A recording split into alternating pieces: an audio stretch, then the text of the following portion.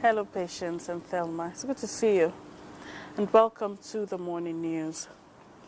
President Bola Tinubu has arrived Dubai, United Arab Emirates, ahead of his two-nation trip to Japan and Brazil. The presidential 001 airplane landed at the Al Maktoum International Airport, Dubai, at about 10 minutes past 10 local time Friday. The president is on a stopover before proceeding to Yokohama in Japan. A statement by the presidential advisor on information and strategy, Bayo Onanuga, indicates that the president will in Japan attend the 9th Tokyo International Conference on African Development, TICAD 9, in the city of Yokohama from August 20th to 22nd, with the theme Co-create innovative solutions with Africa. TICAD 9 will focus on Africa's economic and transformation and improvements in the business environment and institutions through private investment and innovation. In addition to attending plenary sessions on themes linked to the conference, the Nigerian president will hold bilateral meetings and meet the chief executive officers of some Japanese companies with investments in Nigeria. At the end of TICAD 9, President Tinubu will leave for Brasilia, the capital of the Federative Republic of Brazil, on a two-day state visit from Sunday, August 24th to Monday, August 25th. The state visit to Brazil is on the invitation of the Brazilian President Luiz Inácio Lula da Silva. Now, the investments of President Bola Tinubu in agriculture, education, infrastructure, healthcare, and the economy in the southeast are the pathways for sustainable development, both in the zone and across the country. Caleb Ogbonna reports that these are the views of the Minister of Information, Mohammed Idris, and Governor Francis Nwefuru when they interfaced in Abakaliki as part of the minister's tour of the zone. Describing the renewed hope agenda of the federal government as the only reliable pathway to sustainable economic development of the country, which its ripple effects are visible in the southeast, especially in Ebonyi State, the Minister of Information, Mohammed Idris, opined, has brought the zone to limelight, which is part of President Bola Tinubu's manifesto. Yes, Mr. President has the people of Ebonyi State close his heart as a president.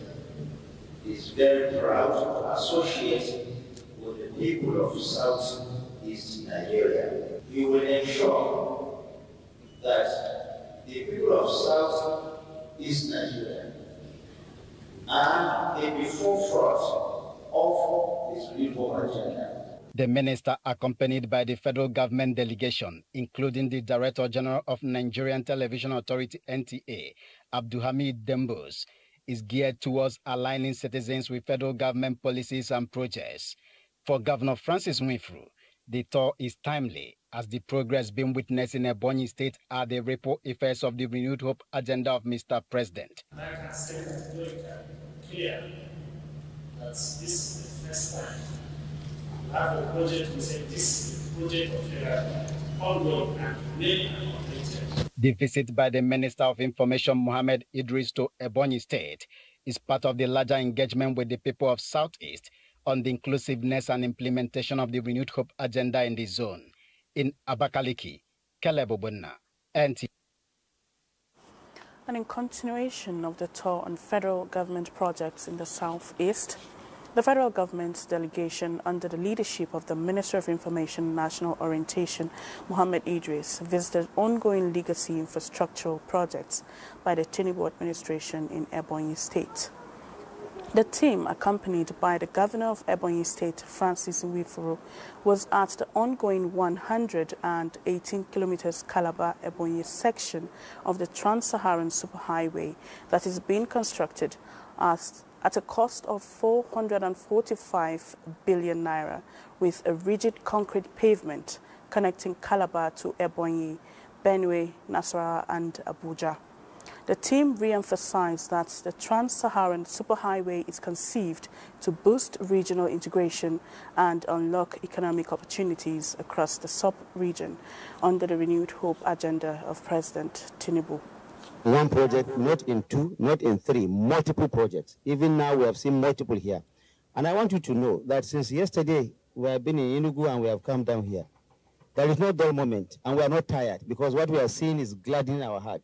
It is project after project, from works to healthcare to agriculture, everything. And even when we came to the state, we are also seeing the collaboration that is happening between the federal government and the state governments. This is a collaboration that President Bola Ahmed Tinubu is pushing so that together we can take Nigeria to prosperity. This is the promise of Mr. President when he took office, and he's keeping to it. We are glad that we have come here. We are seeing this trans-Saharan, and it's crossing about 4 or 5 states. This is unprecedented. This is really delivering dividends of democracy to the people of not just Ebonyi State, of the Southeast and the entire region and Nigeria as a whole. And this is happening all over the country. 700 meters. Yeah, so it's one of the big projects that the president is doing in Ebonyi and Cross River. Because if you go to that Indibe beach, we had a very big trouble there, flood issue there about 4 days ago.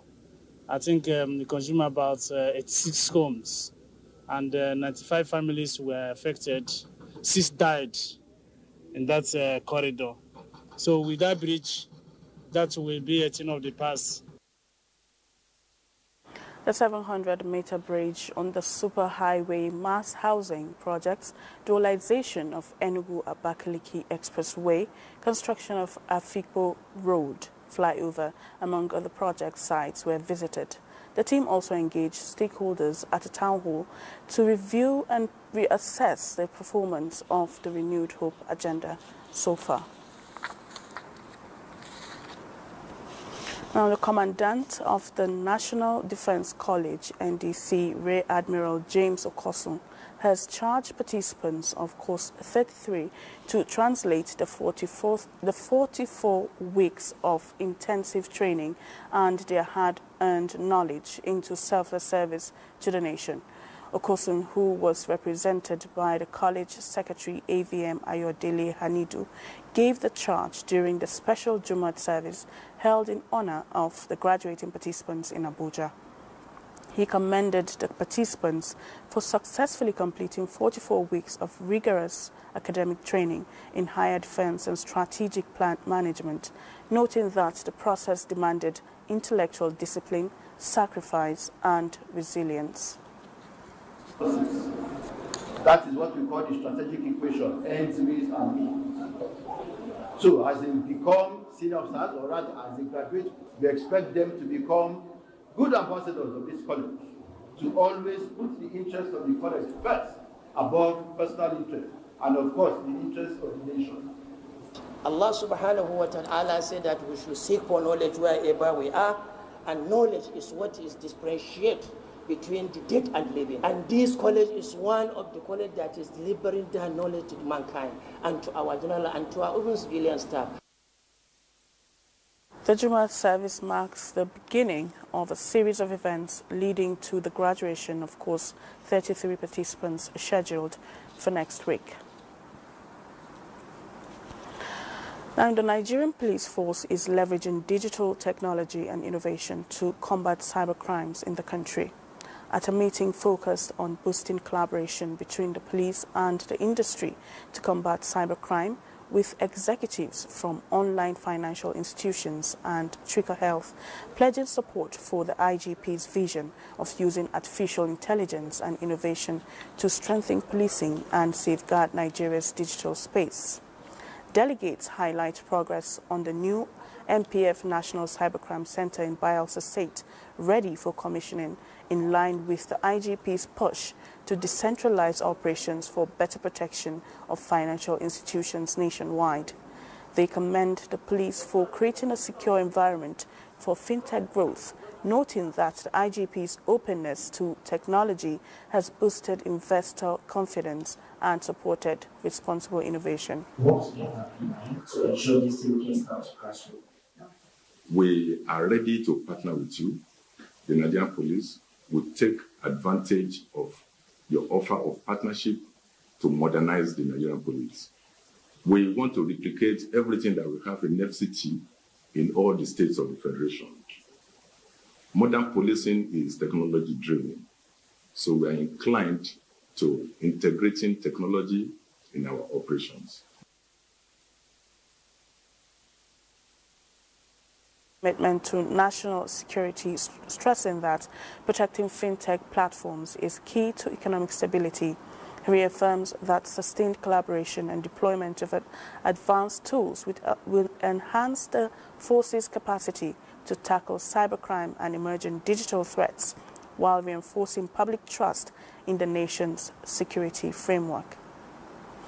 And that does it on the news. Do stay tuned for Weekend Deal with Patience and Thelma after this break.